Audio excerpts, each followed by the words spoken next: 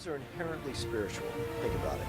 When you're playing a game, and it's not too hard and it's not too easy, and you're in that flow state, you aren't thinking about the future. You're not worried about what's going to happen tomorrow. You're not angry about what happened yesterday or guilty about the mistakes. You're in the now, and that is spirituality.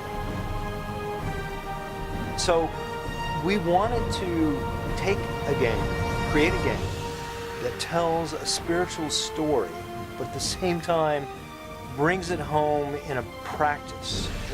In the playing of the game, you've experienced the story of the Ramayana. The Ramayana is one of the two great Hindu epics, the other one being the Mahabharata, from which comes what's called the Hindu Bible, the Bhagavad Gita. But the Ramayana is about Prince Ram, a great leader, thought to have lived roughly 5,000 to 7,000 years ago. He's a reincarnation of Krishna, and perfection in leadership, in dedication, in devotion, who is facing his greatest challenge. The demon king Ravana has kidnapped his wife and wants to make her his own wife. So Ram's on a tight schedule. He's got to get to her. He doesn't even know where she is. She could be anywhere in the world. He wants to get to her, rescue her, having to vanquish the army of the demon king Ravana as quickly as possible.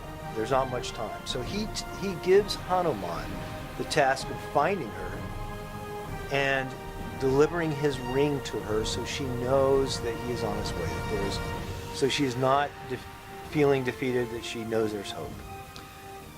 So Hanuman's, he's confused, he's worried, he doesn't know how he's going to find her, he doesn't know how he's going to get to her. He knows she's far away, he doesn't know where. What he doesn't know also is that he is actually the son of the wind god and is able to fly. He's forgotten this because of a curse. He's forgotten his superhuman powers. Jambavan, who is another great warrior, helps him to remember his powers, helps him to feel confident again in what he's capable of doing. And so he's on the beach in southern India. He starts running up the beach toward Lanka, feeling this power flowing through him more and more, reaches supersonic speed, creates a sonic boom, and leaps to the island of Lanka. Of course, he still has to fight through a demon army.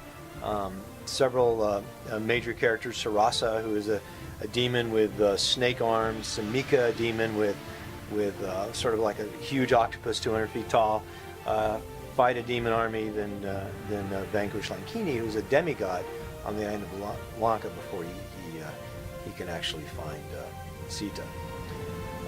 So how we bring the player to experience this is, first of all, by use of the accelerometer on the Android and iPhone platforms, so that when Hanuman's flying, you can actually steer it like you might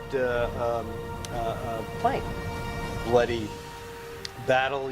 When you're sliding, you're actually again using the accelerometer. When you're fighting some of the demon hordes, you're using the accelerometer with the iPhone like a sword, slashing at the hordes. When you're it's a 3D game. We have 3D artists in India, California, New York, Florida, an army of artists. We also use traditional mobile 3D game controls with the joystick, thumb control, buttons for jumping, for slashing, for whirling.